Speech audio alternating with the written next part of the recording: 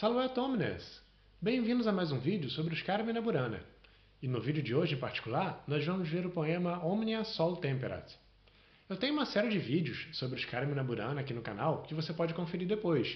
Inclusive, o primeiro, sobre o Wall Fortuna, eu falo dos poemas de uma forma geral, digo um pouco mais sobre o contexto e sobre a origem deles. Então, nesse texto de hoje, nós vamos ver que fala bastante sobre chegada da primavera, sobre o sol, sobre os amores de primavera e verão.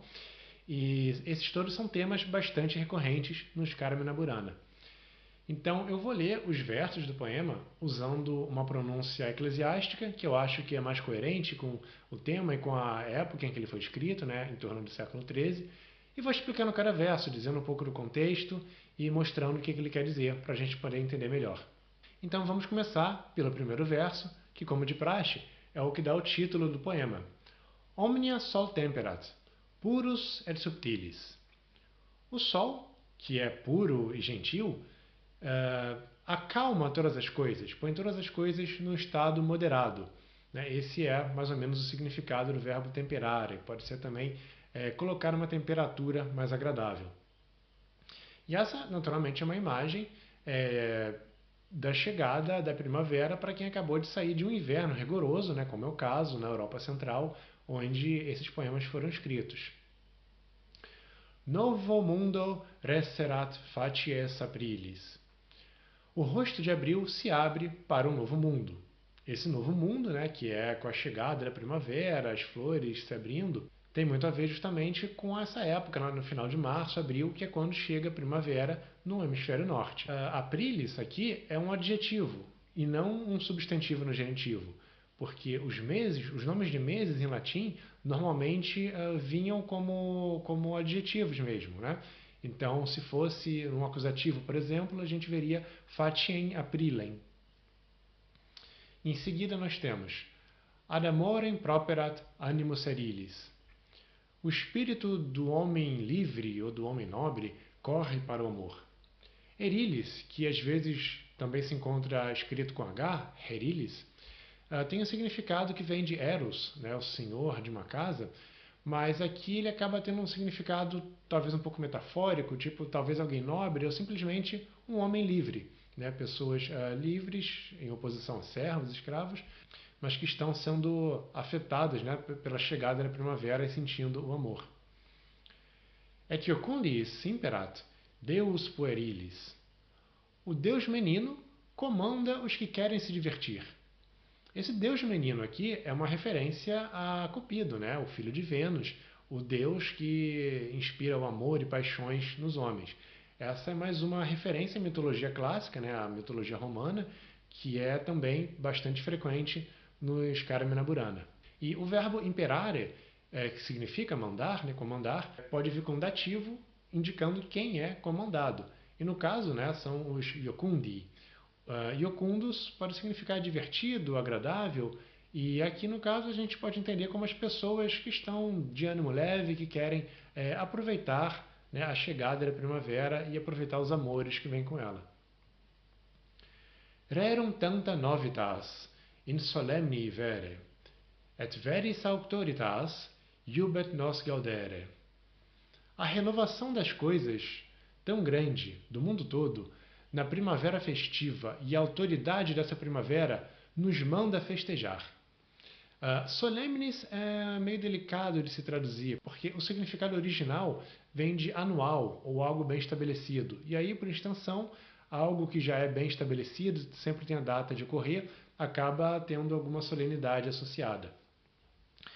Então, a primavera, que é bem estabelecida, é festejada e causa uma renovação das coisas, pela temperatura, flores se abrindo, e esse rerum das coisas, que pode ser entendido como do mundo todo, é uma renovação grande o suficiente que nos manda alegrar. Claro que aqui como de uma forma mais metafórica, nós somos praticamente forçados a ficarmos felizes com a chegada dessa primavera. Vias prebet solitas. E aqui a continuação da frase que começa nos versos anteriores, dizendo que outra coisa que a primavera faz, que é abrir os caminhos conhecidos, né, os caminhos costumeiros, talvez até porque eles estivessem cobertos de neve durante o inverno. Et in tuo vere, fides est et probitas, tum retinere. E na tua primavera é sincero e é honesto manter o que é teu, ou aproveitar o que é teu. Aqui já fica mais visível essa mudança de foco, né? Em vez de só falar de primavera, falar mais do amor em si, que as pessoas começam a sentir, né? Já que esse tum ver seria a primavera da tua vida, os anos da tua juventude. E o autor diz que nessa juventude é certo, é justo manter contigo as coisas tuas, as coisas que tu amas. E veja também que aqui em latim nós temos esses dois substantivos, né, fides et probitas, seguidos do est e em seguida um acusativo com infinitivo. Mas em português me parece bem mais natural nós usarmos o adjetivo, né? Dizer que é sincero e é honesto fazer isso, em vez de dizer que é sinceridade e honestidade fazer isso. Então, é meio que uma questão de estilo, vamos dizer, linguístico. E aí, em seguida, nós temos ama me fideliter, fidem me nota. Ama-me fielmente e nota a minha fé, ou melhor, a minha dedicação. E aqui a gente já tem abertamente, né, o poema falando sobre amor. Né, o autor falando para a pessoa amada. De corde totaliter, et ex mente tota. Do coração totalmente e de toda a mente. A gente tem essa alteração entre as preposições ex e de, mas é uma coisa bem sutil, até é difícil tentar traduzir. Talvez mesmo na mente do autor não houvesse nada tão particular assim quanto uma outra. É mais para dar uma certa variedade, eu imaginaria. Sum presentialiter absens in remota. Estou presencialmente perto de ti, mesmo ausente em algum lugar longe. E aqui dando a entender que ele não está perto dessa pessoa amada. Talvez ele esteja viajando, talvez por algum motivo, né, eles estejam separados. Quisque samat taliter volvitur in rota. E aqui, já terminando com um tom mais sombrio, ele diz que quem quer que ame desse jeito, né, qualquer um que ama desse jeito, é girado na roda. E a roda que ele se refere pode ser entendida tanto como um instrumento de tortura medieval ou como a roda da fortuna, né? Uma coisa metafórica sobre os altos e baixos da vida, que também tem muito a ver com o poema Ó Fortuna, mas que, de qualquer forma, é um tema recorrente, né? Menos do que Primavera e Amores, mas tem essas menções nos Carmina Burana. Então, pelo visto, o autor não pôde estar com essa pessoa amada e por isso passava por tanto sofrimento a ponto de se comparar com essa roda.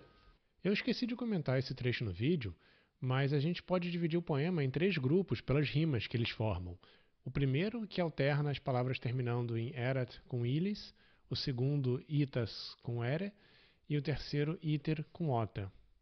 Essa é uma característica bem própria já do latim pós-clássico, medieval, que explorava muito mais as rimas do que os comprimentos das sílabas longas e curtas, né, seguindo os padrões de poesia que eram comuns na literatura romana.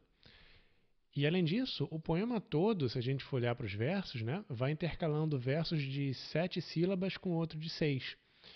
E isso independente das sílabas serem longas ou curtas, né, de terem encontros consonantais, de vogais longas, o que é um tipo de distinção bem simplificada, né?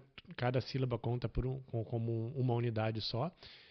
É uma coisa que praticamente nunca acontecia na literatura romana clássica. E o romano, da época de Cícero, ia estranhar bastante, né, ver um poema como esses dos Carmina Burana.